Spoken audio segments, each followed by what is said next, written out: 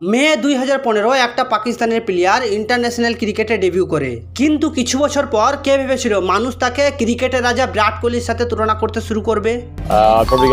কিন্তু আমি আপনাকে বলি তো আজ 2024 যাকে মানুষ কিং কোহলির সাথে তুলনা করছিল, আর আজ মানুষ তাকে শুভমান গিলের সাথে তুলনা করছে। बाबर की कुल मिला के मेरा ख्याल है वो छोटे छोटे मैचेस में और शुभम गिल की कोई बड़े बड़े मैचेस में ऑस्ट्रेलिया। তো এটার কারণ কি?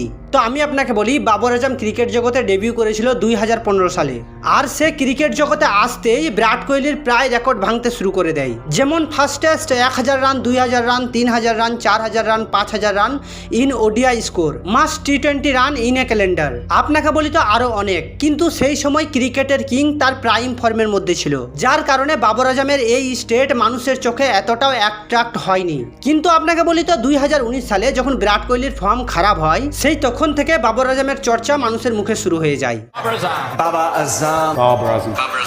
যার কারণে কিছু মানুষ বাবর আজমকে বিরাটের থেকেও বড় ক্রিকেটার ভাবতো। কিছু কিছু মানুষ তো আবার বিরাটের থেকে কিং কেড়ে নিয়ে বাবর আজমকেও কিং বলতে শুরু করে দেয়। তারপর আসে 2021 T20 ওয়ার্ল্ড কাপ। আমাকে বলার দরকার নেই যে 2021 T20 ওয়ার্ল্ড কাপে বাবর আজম কি করেছিল, যেটা ফিউচারে কখনো না হওয়ার কথা। বাবর আজম এবং মোহাম্মদ রিজওয়ানের জুড়ি সেটাই করে দেখিয়ে দিয়েছে। তারপর থেকে 2-1 টাকার মানুষগুলো বিরাটের পিছনে এমন ভাবে লাগে যে বলতে শুরু করে T20 के प्लेइंग 11 से बाहर बिठाए जा सकते हैं।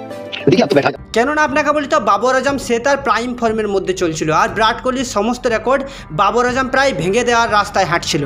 আপনাকে বলি তো তারপর থেকে বাবর আজমের ডাউনফল শুরু হয়ে যায়, আর কিং কোহলির প্রাইম 2.0 শুরু হয়। আর তারপর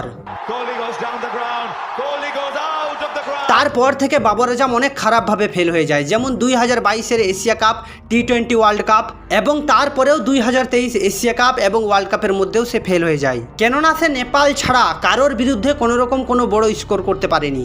আর কিং কোহলি 2023 এশিয়া কাপে অনেক খতরনাক নক খেলে, এবং 2023 ওয়ার্ল্ড কাপে সে হাইয়েস্ট রান স্কোরার ছিল এবং প্লেয়ার অফ দ্য টুর্নামেন্টও ছিল। আর আজ 2024-এ বাবর আর বিরাটের মধ্যে আসমান আর জমিনের পার্থক্য। আর আজ যে কারণে বাবর এবং কিং কোহলিকে নিয়ে মানুষের মুখে মুখে যে বিতর্কটা হতো, সেটা সম্পূর্ণভাবে শেষ।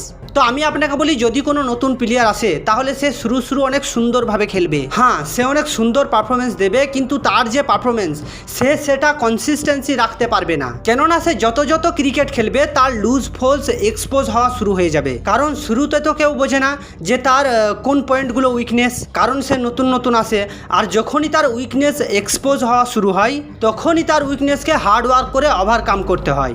আপনাকে বলি তো যেটা বাবর আজম এখনো পর্যন্ত করতে পারেনি, তার উইকনেস এক্সপোজ হয়ে গেছে। কেননা সে এখনো পর্যন্ত লেগ স্পিনার এবং শর্ট পিচ বলের মধ্যে স্ট্রাগল করে, যার কারণে বাবর আজম 2022-এর পর সে তার পুরনো রূপে আর ফিরে আসতে পারছে না যেটা আগে ছিল। যার কারণে বাবর আজম শেষ এবং কিং কোহলি তার উইকনেসকে ওভারকাম করে ফেলেছে। আপনাকে বলি তো হ্যাঁ, এই ছিল স্টোরি। যেটা বাবর আজম করতে পারেনি সেটা বিরাট কোহলি করে ফেলেছে। সত্যি তো, সে তো কিং, আর কিং তো কিং।